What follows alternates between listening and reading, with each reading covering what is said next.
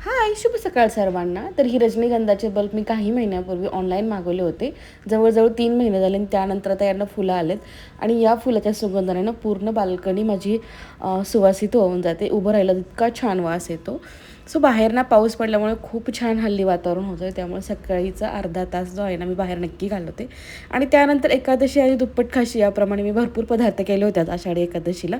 देवाला नैवेद्य दाखवला, त्यानंतर आम्ही नाश्ता केला आणि मग आम्ही निघालो पुण्यामध्ये. मला माझ्या आईकडे जायचं होतं.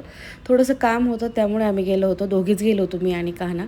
तिथे गेल्यानंतर सगळ्यात जास्त महत्त्वाची दिसण्यासारखी गोष्ट म्हणजे माझ्या आईची देवपूजा असते. ती खूप छान देवपूजा करते आणि केल्यानंतर ना आमची रखुमाई काही अशी तयार होऊन गेली होती.